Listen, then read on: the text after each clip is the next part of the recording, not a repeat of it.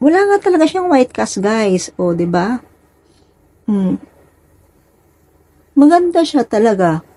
Hello everyone! Welcome back and welcome to those who are new to my channel. Please consider subscribing. Oo, ngayon na. Ayun na naman si Bulo. Mag-subscribe na kayo, please, guys. Guys, today, isi-share ko lang sa inyo, very quick lang naman. Yung bago ko nabili na sunscreen. Actually, naubos na kasi yung ginagamit ko talaga na sunscreen, which is this one. Alam nyo naman at meron akong video dito. Maganda naman talaga to. I love the sunscreen from Cosrx. Pero, syempre, gusto ko rin mag-try ng iba. Gusto ko rin may ma-share sa inyo kung maganda rin ba to. Kasi nakita ko at nabasa ko na ito yung number 1 ngayon na sunscreen sa Korea. So, syempre guys, kailangan natin matry. Baka nga naman maganda talaga. Kasi, lately parang, especially this time na nagkaroon ako ng allergy, nagkasakit ako. Kaya parang nag-dry may mga dry patches ako dito sa aking mukha. Dito banda. Actually namumula pa nga yan. Kahit nga yan. Oy, hindi yan kayo ano yan, basta ganyan pag nagkakaroon ako ng allergy. Nagkakaroon ako ng ganyan dito sa leeg. Tapos meron ako mga dry patches dito sa mukha. Kaya bago maubos yung sunscreen ko na to, nag-research na ako, nagtingin-tingin na ako kasi gusto kong bumili ng bagong brand. Gusto kong mag-try. Gusto ko yung para talaga siyang moisturizer, yung talagang malambot sa mukha. Yun nga, tapos nabasa ko nga tong brand na to, na number 1 pa sa Korea. Kaya yun guys, ano pa nga ba hinihintay natin? Buksan na natin at tingnan natin kung ano to.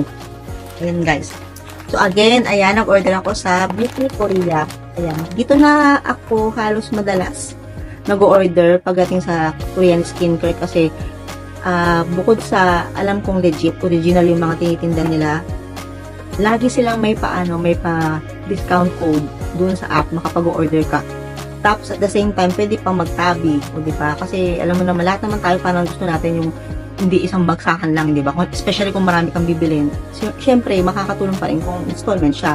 So, itong Beauty Korea, mayroon silang tabi option. At the same time, nagbibigay sila ng minsan 20%, minsan 15%, ganun. So, malaking bagay, maganda. So, yan. Anyway, buksan na natin. Ayan.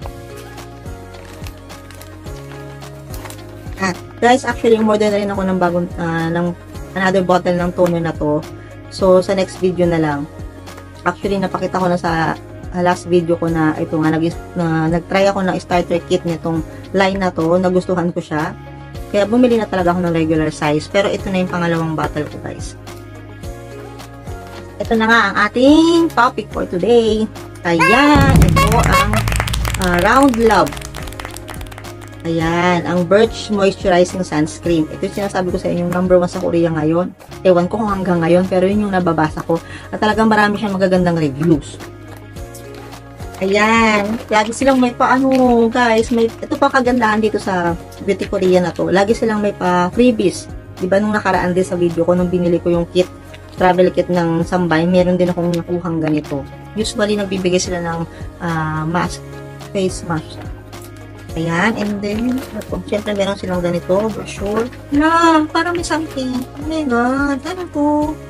Uy, binigyan nila ako ng collagen wrinkle balm. Wow, ang galing naman. Ito guys, oh. Ay, di na naman siya ma-focus. Basta ano siya, wrinkle balm, collagen. Ang ganda. Next time nito. Ito daw kong gamitin. So, yun. So, guys, ito. Actually, kakatapos ko lang maligo. As you can see, sa yung buko. Pero, naglagay na ako ng toner. Nag-apply na ako ng toner. And then, naglagay na rin ako ng moisturizer na, syempre, as usual, ito yung aking ginagamit ng moisturizer. Itong Cosrx na Advanced Nail. Alam nyo naman na to, guys, diba? So, mahal na mahal ko itong moisturizer na to. Ngayon, ayoko pa magpalit ng moisturizer. Parang natakot ako na mag-breakout. Usually, kasi nag-breakout talaga ako. Nag-try ako ng mga bagong product. So, nag-stick na lang muna ako dito. Kayo guys, kung meron kayong masasuggest na maganda talaga na hindi nakaka-breakout tapos malambot talaga siya sa mukha, please comment down para naman at least matry ko rin. So, anyway, kaya wala akong kahit na ano sa mukha. Maliban nga dun sa toner at saka sa moisturizer na to. So, ayan ang aking bare face. Para kasi ma-apply natin, gusto ko talagang malaman kung maganda pa talaga siya. Actual kong i-apply ngayon. Pero bago ang lahat, syempre, sasabihin ko muna sa inyo kung ano ba yung mga maganda dito sa product na ito.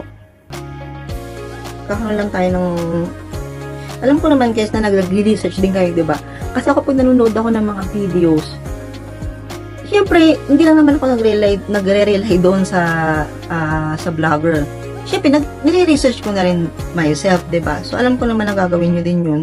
Pero, pang ano lang naman, mabilisang details lang naman. So, ito. So, moisturizing sunscreen SPF 50+, PA++++. A moisturizing sunscreen protects your skin from harmful UV and replenishes and hydrates your skin. Ito yung gustong-gusto ko, yung nakakapag-hydrate ng skin, nakakapag-moisturize. Protects skin from harmful UV rays, UVA, UVB, blue light with SPF 50+, PA++++. So, yun nga guys, kiniklaim nila na no white cast. Let's see. Hydration lock, easy layering, easy to blend. Gusto ko rin yung mabilis siyang, alam mo yung mabilis siyang ma-absorb ng skin, mabilis siyang ma-blend. Especially pa nagmamadali ka. Ganun talaga yung gusto ko sa mga product kasi alam mo na pagpapasok sa umaga, hindi naman ako nagme-makeup. Minsan naglalagay ako ng tone up cream. Syempre pag naglagay ka ng sunblock minsan, ng sunscreen. May mga sunscreen 'di ba na parang ang consistency niya ay napaka-creamy. So, minsan nag-iiwan ng white cast. Tapos, kapag maglagay ka pa ng, sa mga iba, naglalagay ng foundation or liquid foundation or basta, hindi na maganda. Pag nagmamadali ka, ang hirap niyang i-blend. And for sensitive skin. So, importante sa akin to kasi nga, medyo may pagka-abnormal. May pagka-sensitive yung aking skin, guys. So, ayun. O, ano ba yung mga active ingredients nito? Meron siyang niacinamide. Siyempre, gustong-gusto ko yun. Decreases hyperpigmentation and lightens skin. Nakakapagpalight din pala siya ng skin. It also helps ease redness from eczema, acne, and other inflammation. Nako, lalong-lalo na to. Saktong-sakto, di ba? Ayan, guys. Hindi siya ganun kalinaw. Pero, ayan, itong area na to. Ito nga, Pero, I think, hindi naman to sa allergy.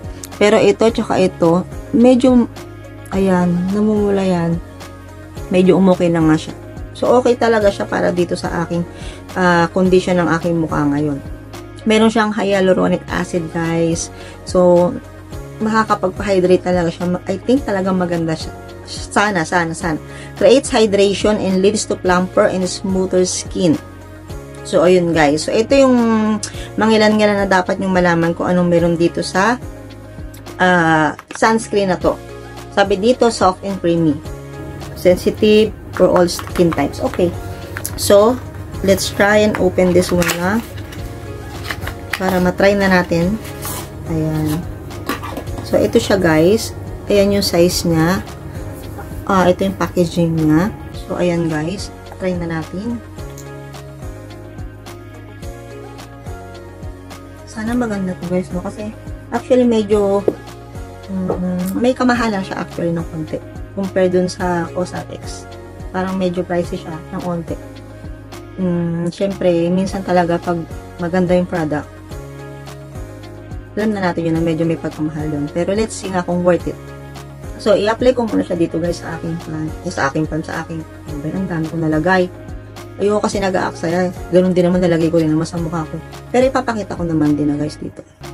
So, ayan siya, guys. Ayan. Uy! Napaka-light niya lang. As in, para siyang feels like moisturizer na rin talaga. Oo. Tapos, ayan, medyo may pagka-shiny.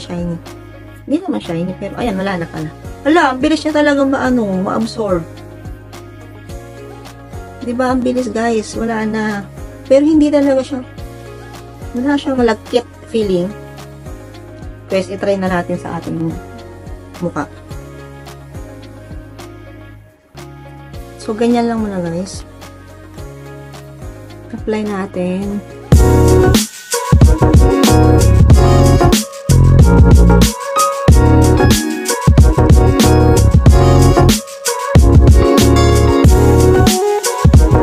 Wow! Para lang talaga siyang moisturizer din, guys. Hindi siya parang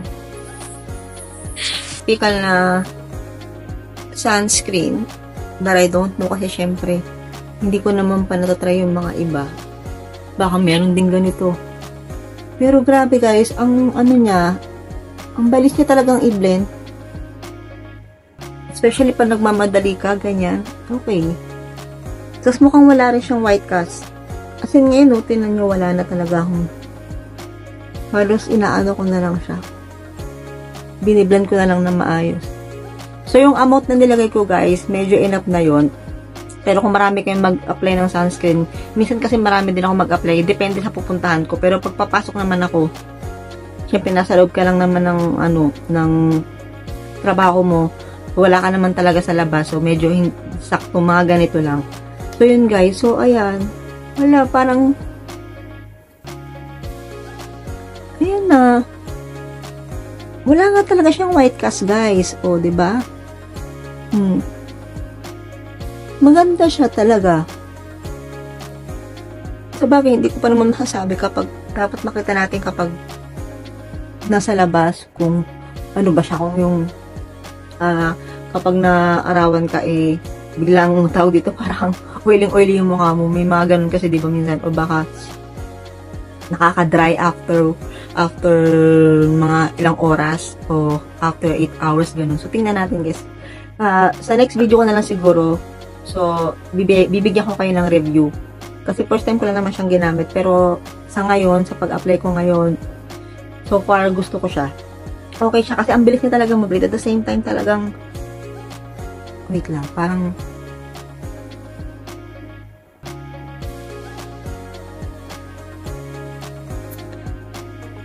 ayan guys, sana nga maganda talaga siya. Pero ayan, nakita nyo naman, diba? Mabilis talaga siya ma-absorb ng balat. Para sa akin siguro okay to. Pero let's see, tingnan muna natin bago tayo magsabi ng okay talaga, diba? So yun guys, so shinare ko lang naman sa inyo itong Round Lab Birch Moisturizing SPF 50+, PA+++. So yun guys, kung gusto nyo pong magkaroon ng more knowledge about sa product na to, research na lang din. Para at least kayo talaga mismo ang makapagbasa, makakita ng mga review dito. Diba? Parang find it yourself guys. Para hindi naman puro ako maganda ganyan. Hinay ko lang sa inyo guys. So ayun, 50 ml nga pala to guys ha. Sa pag-apply ko ngayon, ayan, di ba? Parang okay na okay talaga siya. Tapos pwede ka maglagay ng tone-up cream, mabilis siyang i-blend kasi hindi siya yung parang cream type ng yung cream na medyo makapal-kapal yung consistency na mga sunscreen, di ba? May mga ganun. Tapos nakikita nyo parang may mga white cast na naiiwan. Pero ito, ayan guys, nakita nyo naman. Parang okay talaga siya. Yeah, that's it for today guys. So, ayun. Another sunscreen na naman. Yun guys, so yun. Maraming salamat sa panonood guys. Salamat sa oras ninyo.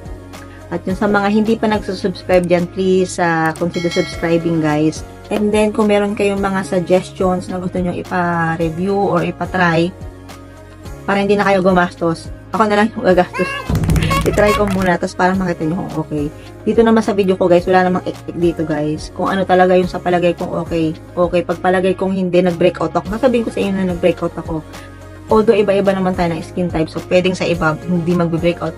Pwedeng sa akin, hindi siya hiyang. Pwedeng sa iba hiyang. Pero, at least, meron kayong idea. Through me. O, diba? At least, hindi nyo nabibilin muna yung isang product kasi baka mamaya, gusto nyo lang dahil na nakita nyo yung viral, ganun, o number 1 kagaya nito. Pero sa palagay ko, hindi naman ito number 1 sa Korea kung hindi talaga siya maganda. Yun lang naman ang aking judgment talaga. So yun guys, maraming salamat. Stay beautiful inside and out. Thank you so much for your time. God bless us all. Bye!